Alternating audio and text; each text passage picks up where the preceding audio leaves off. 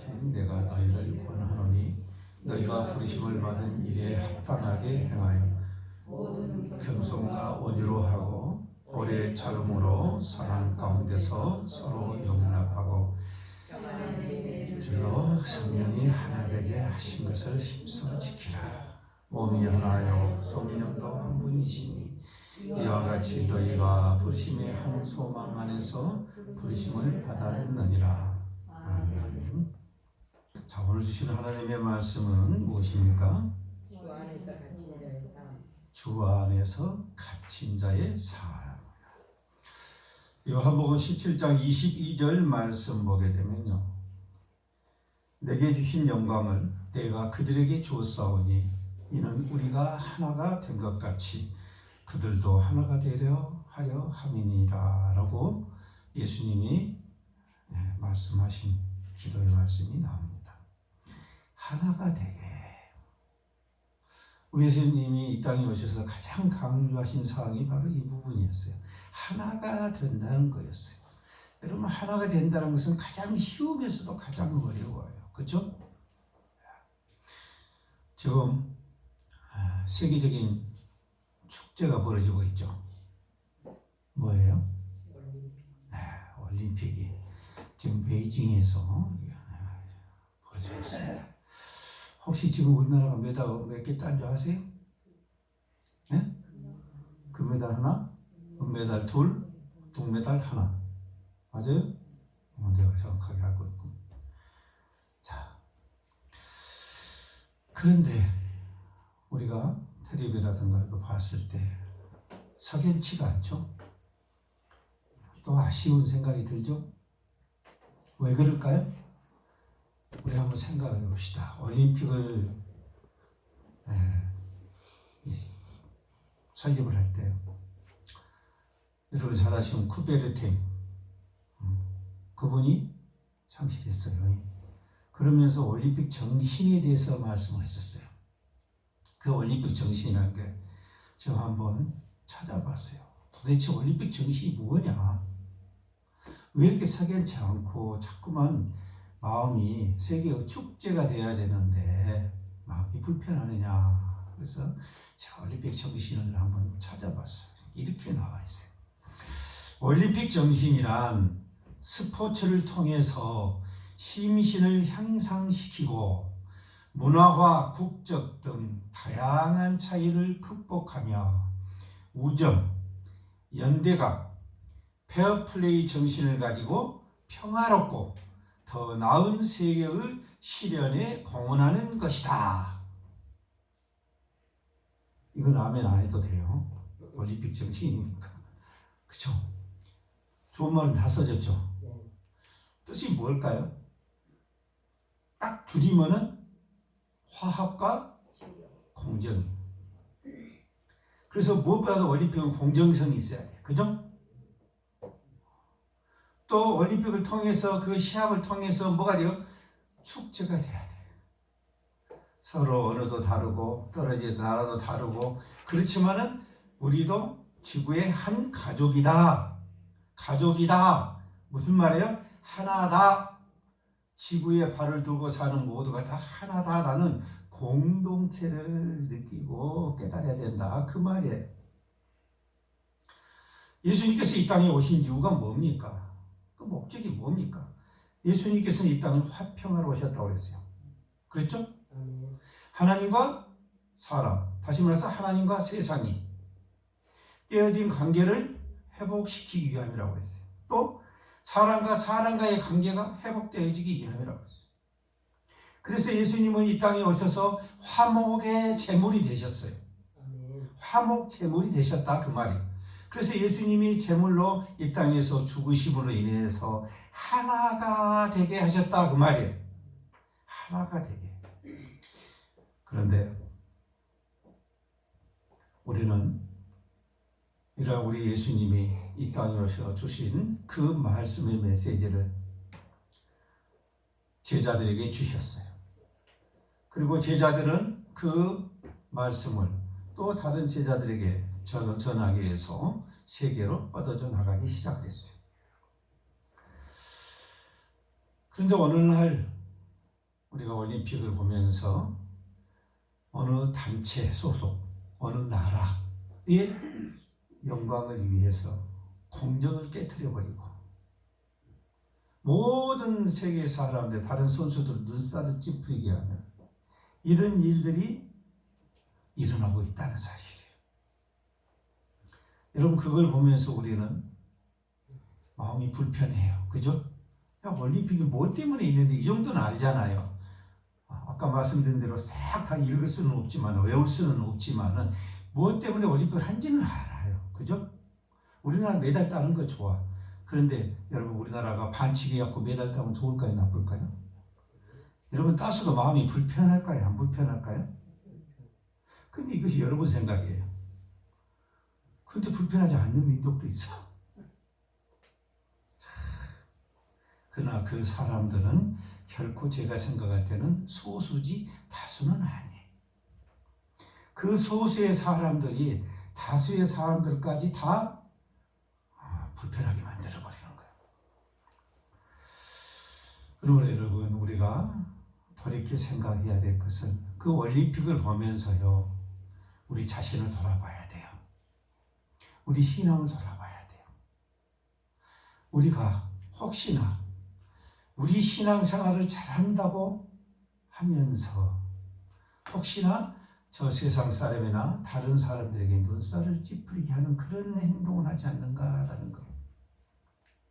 내 신앙생활이 다른 사람들이 보았을 때 미소를 지을 수 있는, 행복할 수 있는 그런 신앙생활인가 아닌가? 이번 올림픽을 보면서 저는 그 생각을 해보았어요.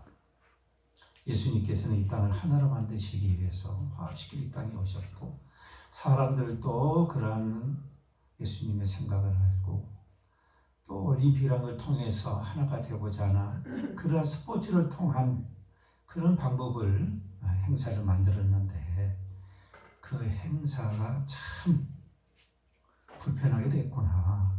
그러나 여러분, 더 감사한 것은 제가 봤을 때는 어쨌든 올림픽 목적은 달성하고 있는 것 같아요. 무슨 말인지 아세요? 한 나라를 제외한 나머지 나라들은 그러면 안 된다는 생각이 하나가 된 거예요. 그죠?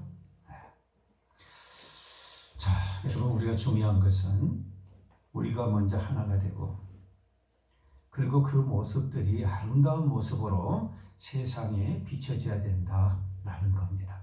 그래서 예수님께서는 우리에게 세상이 무엇이 되라고 그랬어요? 빛이 되라고 그랬어요. 빛은 모두에게 유익한 거예요. 아멘? 여러분 모두가 유익한 성도님 되시길 바랍니다. 자, 바울 사도는요, 오늘 자기 자신을 주 안에서 갇힌 자다 이렇게 표현을 합니다. 주 안에서 갇힌 자. 근데 사실은 지금 바울이 어디에 갇힌 거예요? 1절 말씀 보세요. 그러므로 주 안에서 갇힌 내가 너희를 권하노니 너희가 부르심을 받은 일에 합당하게 행하여. 지금 바울 사도는 권면을 하고 있는데요, 그 권면하고 있는데 자기 자신을 주 안에서 갇힌 자라고 이렇게 표현하고 있어요. 근데 사실은 지금 세상 사람들이 볼 때 어디에 갇혀 있는 거예요? 로마 감옥에 갇혀 있는 거예요. 지금 로마 감옥에 갇혀 있는데 바울 사도는 지금 어디에 갇혀 있다고요? 주 안에 갇혀 있다고 에베소 교회 교인들에게 지금 편지를 쓰고 있는 거예요. 그러면은 에베소 교인들은 이 마을을 알아요? 몰라요? 알아. 왜요? 모두가 다 바울 사도가 거기에 갇혀 있다는 것을 알아요? 몰라요? 다 알고 있어. 그런데 바울 사도가 왜 주 안에서 갇혔다고 표현한지를 에베소 교인들은 알까요? 모를까요? 알아요. 왜 알아요? 바울 사도가 왜 갇혔는가를 알기 때문에 그래요. 바울 사도가 자기 자신의 유익을 위해서 횡령하다가 걸려 들어갔습니까?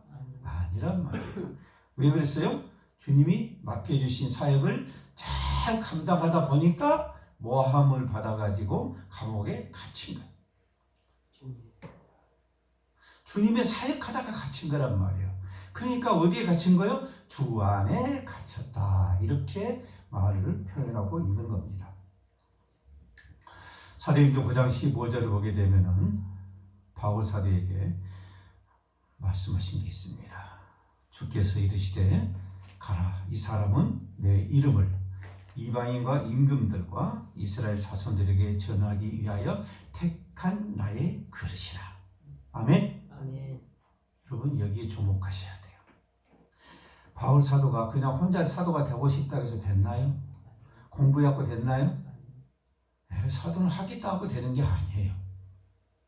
사도가 될 수 있는 가장 큰 조건이 뭡니까? 첫 번째 조건이 예수님의 삶을 예수님이 직접 부르셨어야 돼요.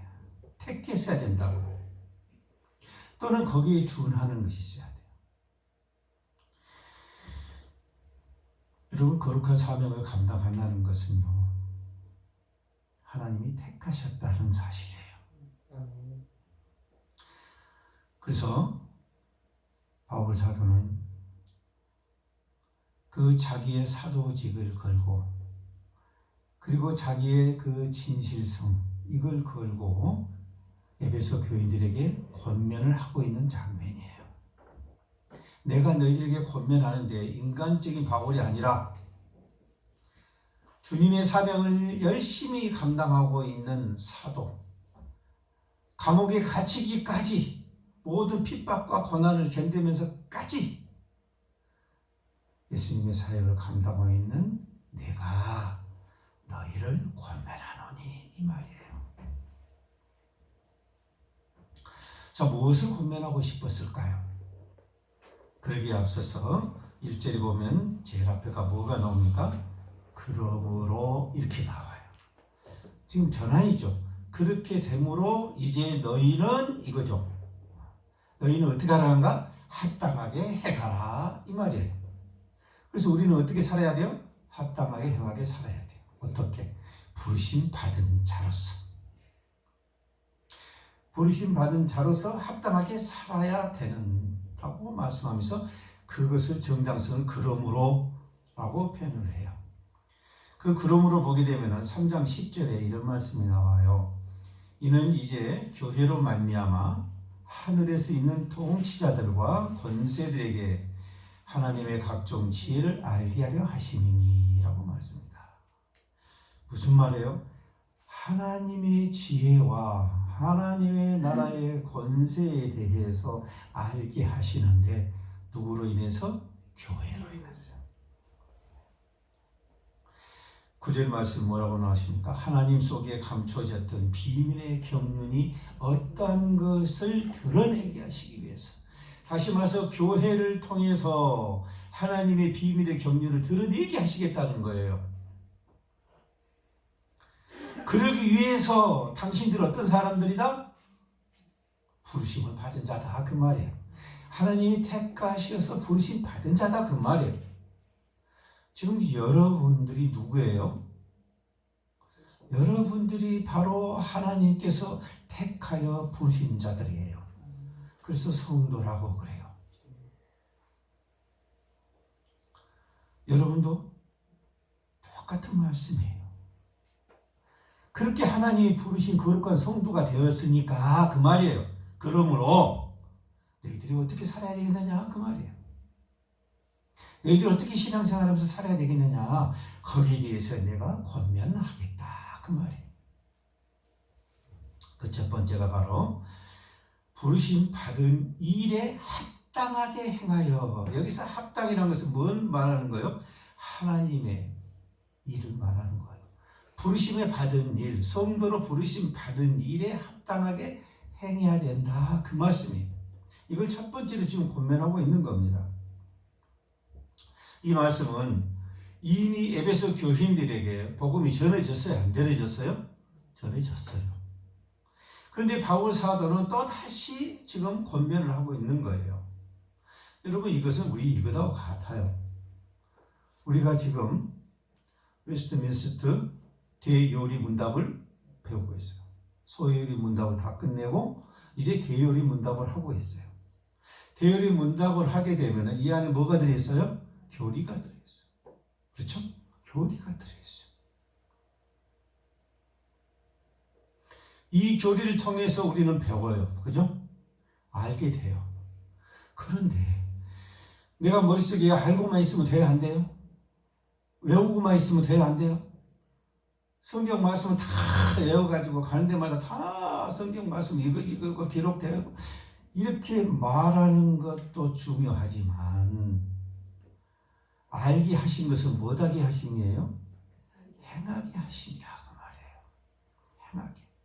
그래서 지금 바울 사도가 교리적인 그런 문제에서 실천적인 교훈을 주시려고 지금 이 말씀을 다시 말해서 이 편지를 에베소 교회에 보낸 거예요. 이 말씀은 오늘 우리 성도들에게 믿음의 사람들에게 보내는 교회에 보내는 그런 편지라고 여러분 생각하시면 똑같아요. 자, 빌립보서 1장 27절에도 똑같은 말씀을 합니다. 오직 너희는 그리스도의 복음에 합당하게 생활하라. 여기서 오직이란 말은 이 방법 외에는 없다는 거예요. 그리스도 복음에 합당하게 생활해야 된다는 거예요. 이것이 우리가 교리를 배우는 목적이에요. 성경을 배우는 목적이에요.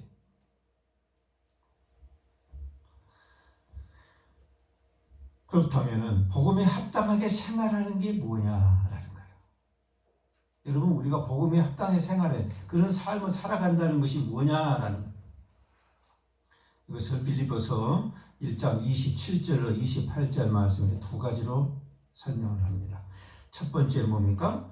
너희가 한 마음으로 서서 한 마음이 돼야 된다는 거예요. 서서 한 뜻으로 그랬어요. 여기서 다시 하나가 나오죠. 한 마음으로 한 뜻으로 어떻게 하라는 거예요? 복음의 신앙을 위하여 협력하라. 복음의 신앙을 위해서 협력하라는 거예요. 이것이 합당하게 생활하는 거예요. 이게 첫 번째요. 두 번째는 뭡니까? 무슨 일에든지 대적하는 자들 때문에 두려워하지 아니하는 그랬어요. 두려워하지 말라 이 말이에요.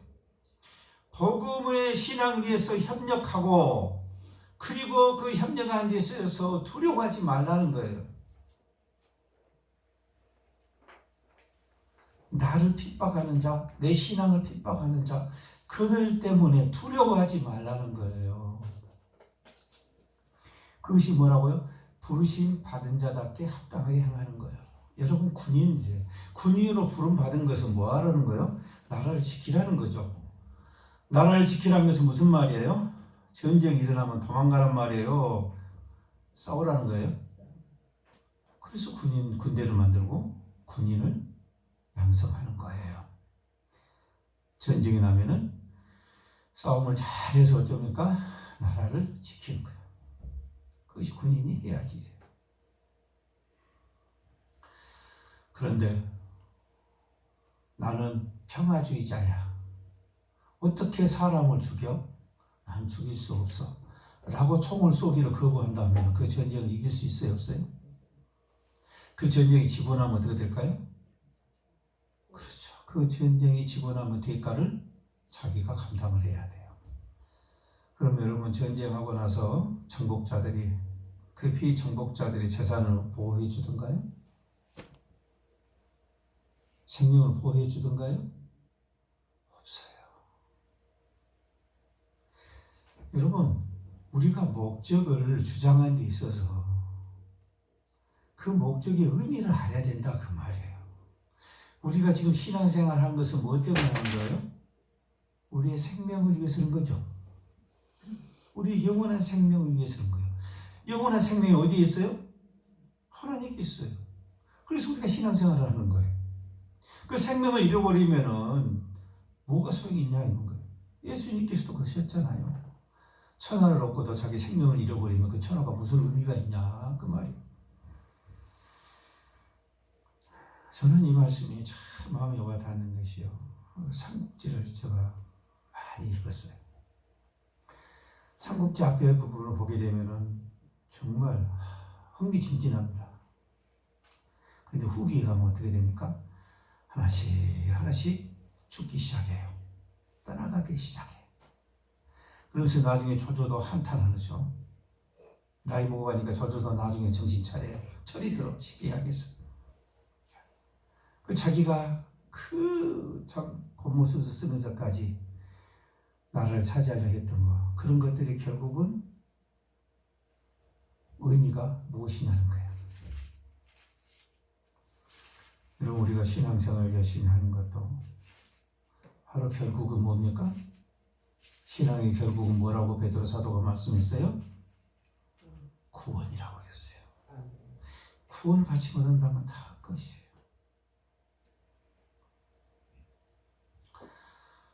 자, 바울 사도는 지금 어디에 있습니까? 옥중 생활을 하고 있어요. 옥중 생활하고 있으면서 자기가 어려워 죽겠다, 힘들다, 이렇게 편지를 보내는 게 아니란 말이에요. 자기가 지금 자기 자신이 옥중 생활하면서 자기는 그 안에서도 복음 일을 하고 있다는 거예요. 그래서 하나님께 감사하다는 거예요. 그리고 그렇게 하게 하시는 하나님께 기뻐하신다는 거예요. 그래서 편지에서 보내는 거예요. 너희도 항상 기뻐하고 감사하고 기도하라. 그것이 하나님의 뜻이다라고 바울 사도가 편지를 보내요.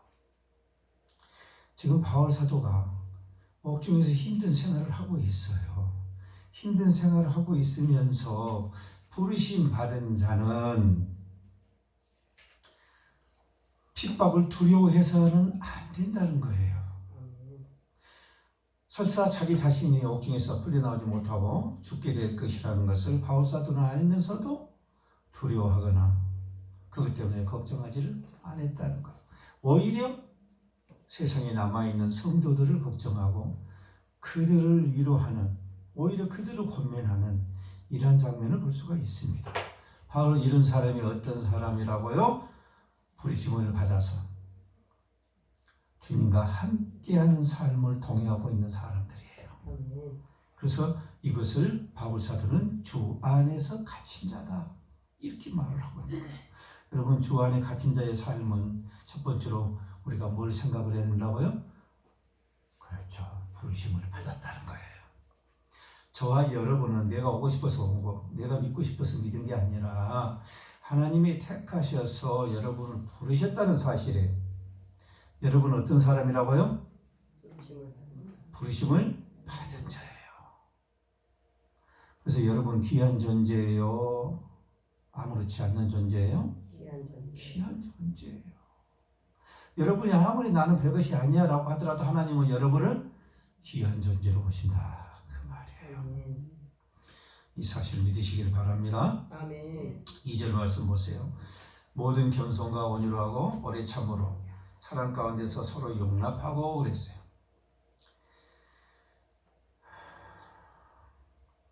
주 안에서 갇힌 자의 삶은 어떻게 살아야 되느냐라고 하면서 이제 세부적으로 디테일하게 들어갑니다. 그 첫 번째로 교회 안에서 생활과 성도의 교제가 어떻게 된다고 그래요? 첫 번째로 겸손과 온유로 하고 그랬어요. 겸손과 온유가 가장 중요하다. 우리가 부르심 받은 자로서 주 안에서 갇힌 자의 삶을 잘 살기 위해서는 서로 용납해야 되는데 그 하기 위해서 첫 번째 우리가 갖춰야 될 것이 겸손과 온유다. 이것은 여러분이 잘 아실 거예요. 마태복음 11장 29절에서 예수님은 자기 자신을 나는 마음이 온유하고 겸손하니 라고 말씀하십니다. 그래서 나의 멍에를 배우고 내게 배우라고 그랬어요. 예수님과 함께 하자는 거예요.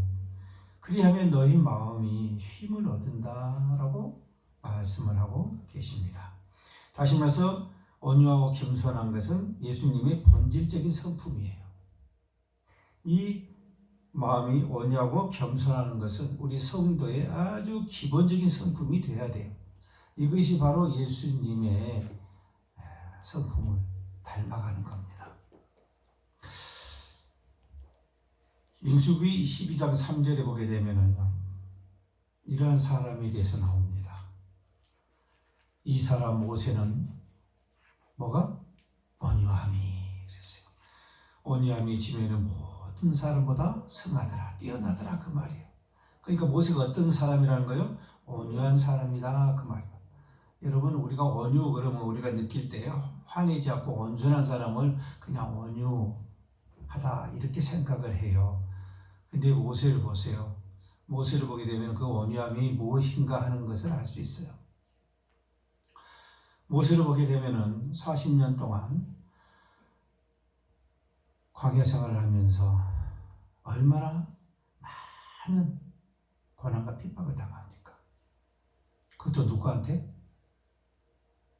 자기 백성한테. 적이 아니야. 돼지한테 그런 것이 아니라 자기 백성들에게서 원망과 불평과 유협을 엄청나게 당해요. 그런데 거기에서 모세가 보여준 건 뭐였어요? 참는 거였어요. 그들을 궁일이 여기고 그들을 위해서 하나님께 나가 기도하는 거였어요. 속이 없어서 그랬을까요? 그렇지 않아요. 모세가 딱 한 번 성경에 기록이 되어 있어요. 진짜 내를 해도 너무한다고 속에서 끌어올라가지고 그걸 표현한 것이 무리바에서 딱 한 번 있었죠. 결국은 그것 때문에 하나님 나라의 가나안 땅에 들어가지를 못하지만은요.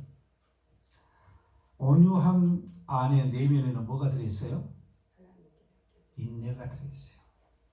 고난과 핍박을 인내하는 것. 참아내는 것이 들어있어요. 오래 참음으로. 그 다음에 나오죠. 두 번째로 오래 참음으로 그랬어요.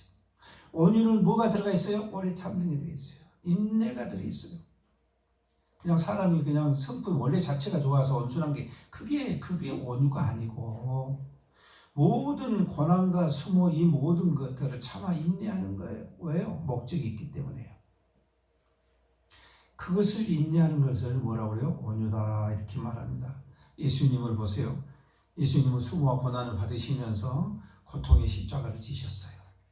그 십자가를 지시면서 십자가에서 죽으시기까지 하시면서 예수님께서는 달인들을 원망해서 안 했어요.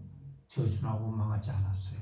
오히려 그들을 긍휼히 여기시고 그들을 위해서 오히려 기도하는 모습을 보이셨어요.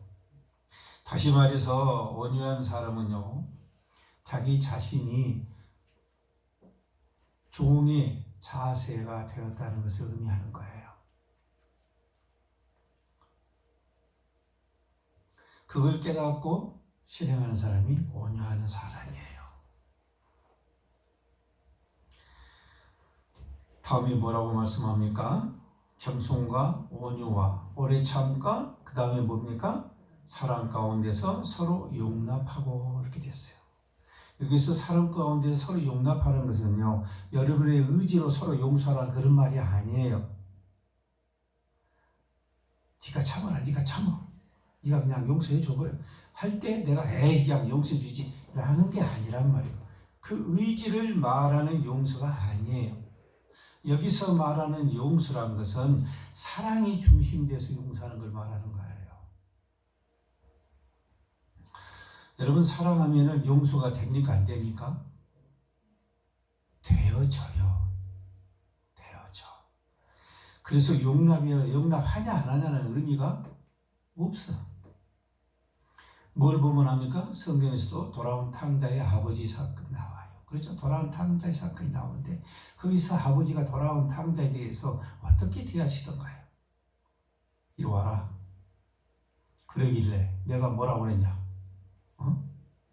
좋게 내 밑에서 일을 열심히 하라고 그랬지. 내가 나한테 재산 줬으면 그 재산 갖고 네가 잘 살 것 아니냐. 그걸 갖고 나가서 다 탕진해버리고 네가 뭔 납작으로 왔냐? 그래갖고 조목조목 따졌나요? 안 따졌어. 따로 용서해주고 마시고 할 것도 없어. 자녀한테서 아버지 제가 잘못했습니다 라고 고백을 한 다음에 아버지가 용서해줬나요? 그러지 않았어요. 말은 들어보도 안 했어요. 저 멀리서 보이는 거지 다 돼갖고 된 거지의 모습, 그 모습을 멀리서 보자마자 자기 아들이라는 것을 직감을 해요. 그러자마자 어쩝니까? 벗은발로 뛰어가. 그리고 안아주는 거예요. 지금 주님이 용서하는 것은 바로 이 용서를 말하는 거예요. 에이, 내가 주님한테 용서받았으니까 내가 참 미안 죽겠어도 내가 용서해야지 어쩌겠냐 라는 의지의 용서가 아니고 사랑이 시발된 용서를 말하는 거예요.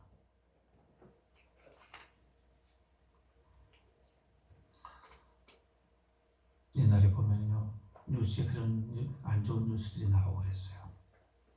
용돈 안 준다고 어머니를 구타하는 50대. 좀 들어보셨죠? 뉴스에서. 네? 용돈 안 준다고 어머니를 구타를 했어. 그것도 50대가. 근데 그 어머니는 고발을 해야 안 해요? 안 해. 행여나 그렇게 해가지고 자기 자녀한테 아들한테 해가 갈까봐 숨겨. 여러분 이건 뭐겠어요? 내가 용서해야겠다는 의지 때문에 그런가요? 아니에요. 사랑이 발로가 돼서 그렇게 되어지는 거예요. 되어지는 거예요. 지금 성경에서 용서하는 것은 바로 그거예요. 그 사랑이 시발이 돼서 어떻게 하라? 서로 용납하라 그 말이에요. 서로 용서하라 그 말이에요.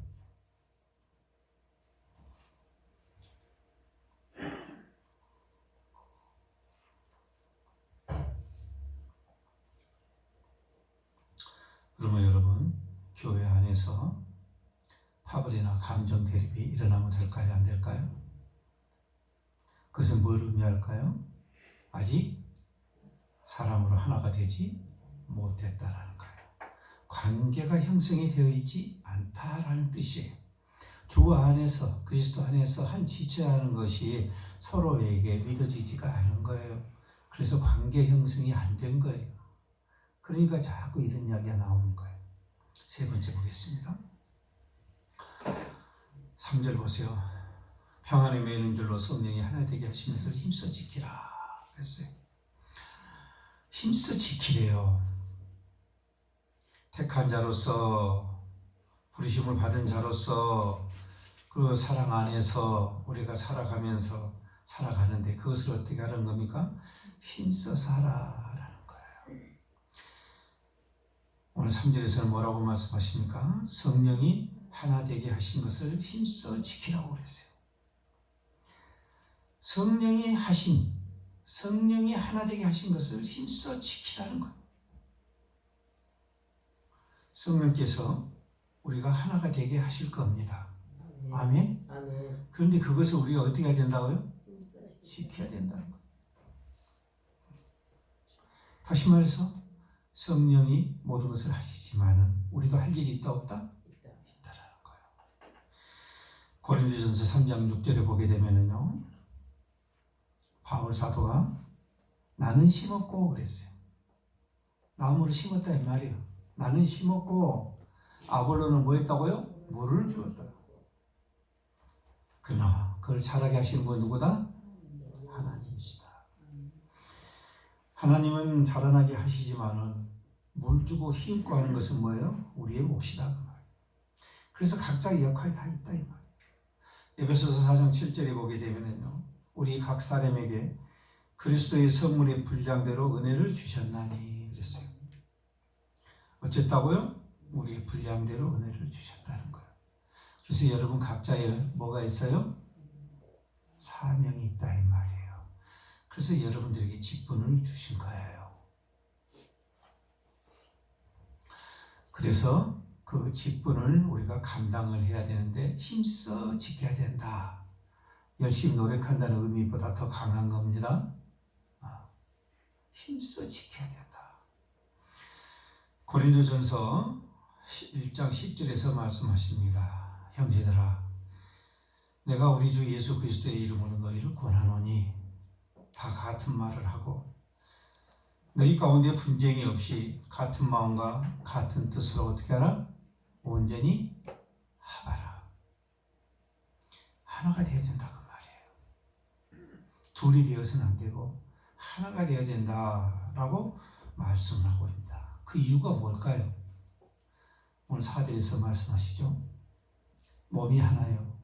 성령도 한 분이시니 이와 같이 너희가 부르심의 한 소망 안에서 부르심을 받았느니라. 여러분이나 나나 하나님이 부르실 때 다른 여러 가지 뜻이 있어서 부르신 게 아니라는 거예요. 한 소망이라고 이야기하잖아요. 이 소망은 뭘까요? 구원이에요. 구원의 소망이에요. 그 소망을 위해서 우리가 부르심 받은 자들이니까 어떡하라? 그 구원을 이루기 위해서 너희가 서로 합하라. 그 말이에요. 이 말은 무슨 말입니까? 서로 사랑하고 용납하라. 그 말이에요. 구별하지 말라는 거예요. 우리 모두는 온전한 자가 아니에요. 우리 모두는 다 어떤 사람입니까? 하나님께서 목적을 두시고 우리를 택하시고 우리를 부르셨어요. 그리고 우리를 주 안에서 지체로 만드셨어요. 그래서 우리는 모두가 주 안에서 갇힌 자예요. 그래서 우리 갇힌 자에는 그 갇힌 자답게 살아가야 돼요. 그래서 베드로후서 3장 11절 12절에서 두 가지로 말씀을 해요. 첫 번째가 뭐냐? 너희가 어떠한 사람이 되어야 마땅하뇨? 우리가 부르심 받은 사람이 됐다면, 부르심 받은 자가 됐다면 어떤 사람이 되어야 되겠냐 이 말. 이 말은 무슨 말입니까? 그러한 사람이 되고자 노력을 해야 한다는 거죠. 힘써야 한단 말이죠. 그 첫 번째가 뭡니까? 거룩한 행실과 경건함으로 그랬어요. 그래서 여러분 우리 성도는 항상 어디를 가든지 항상 우리는 행실이 어떻게 해야 돼요? 거룩해야 돼요. 거룩해야 돼요. 그리고 어떻게 해야 됩니까? 경건해야 돼요. 경건해. 특히 하나님 앞에 나올 때 경건해야 돼요. 하나님 앞에 나아갈 때 이 경건함을 잃어버린다면 여러분 그게 하나님이 기뻐하시겠나요? 두 번째는 뭡니까? 하나님의 날이 임하기를 바라보고 간절히 사모하라. 하나님 날이 임하기를 바라봐야 된다는 거예요. 그리고 간절히 사모하라는 말은 무슨 말이에요? 잊어버리지 말라는 거예요. 우리가 누군가를 잊어버리지 말라는 거예요. 우리가 돌아가야 할 곳이 어딘가를 잊어버리지 말라는 거예요. 우리 고향이 어디냐는 거예요. 내가 살던 곳이 어디냐는 거예요. 여행하고 돌아다니다 보니까 내가 밥 안 하고 내가 일 안 하고 하니까 놀기만 하니까 편할 수 있어요. 재밌을 수도 있어요. 그러나 언젠가는 집으로 돌아가야 할 때가 와요. 그것이 아무리 좋아도 여행하는 것이 아무리 좋아도 결국은 우리가 집으로 돌아가야 돼요. 집으로 돌아간다는 것을 잊어버리면 여행이 푹 빠져버려요. 그죠? 지금 하나님의 주 안에서 갇힌 자들이 이걸 잊어버리면 안 된다는 거예요. 저와 여러분은 돌아가야 우리 아버지 집이 있다는 사실이에요. 그래서 이 세상이 조금 어렵고 억울하고 또 핍박이 있다 할지라도 그것 때문에 너무 염려하지 말고 여행을 갔으니까 어떻게 하는 거예요? 즐겁고 자유하라는 거예요. 얽매이지 말라는 거예요. 결국은 우리가 어쩝니까? 하나님께로 돌아갈 것이니까 라는 말씀이에요.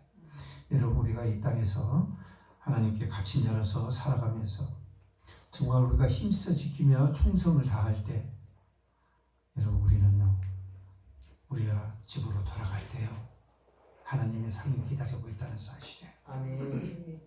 히브리 11장 6절인가 말씀하시죠. 하나님을 기쁘게 하는 게 뭡니까? 믿음이 없어서는 하나님 기쁘시게 할 수 없다겠어요. 하나님을 가장 기쁘시게 하는 게 뭐예요? 믿음이에요. 그 믿음이 뭐예요? 반드시 그가 계신 것. 다시 말해서 뭡니까? 하나님이 계신 것. 그리고 그를 찾는 자에게 상 주시는 이심을 믿어야 할지니라. 이 믿음을 가진 자를 하나님은 기뻐하신다고 그랬어요. 그래서 여러분 우리는 이걸 잊어버리면 안 됩니다. 고린도전서 3장 8절에서도 말씀합니다. 심는 이와 물 주는 이는 한 가지이나 각각 자기가 일한 대로 자기의 상을 받으리라. 여러분 우리가 이 땅에서요 열심히 복음에 합한 일을 할 때요 그 일을 대해서 하나님께서는 상을 주시겠다고 말씀하십니다. 우리가 번영으로 돌아간 것만 또 감사한데 그 돌아온 탕자가요 집에서 받아준 것만 또 감사하잖아요. 그가 출발할 때는 어땠어요? 종으로 아들이 아니라 종으로 밥만 먹여주면은 그 정도는 해주지 않겠는가라는 막연한 기대, 그것마저도 확신을 못하고 막연한 기대를 가지고 돌아오는 아들을 그 아버지는 어떻게 합니까? 그 아들을 반갑게 맞아주고 그에게 뭘 끼웠다고요? 반지를 끼웠어요. 반지를 끼웠다는 말은 무슨 말입니까?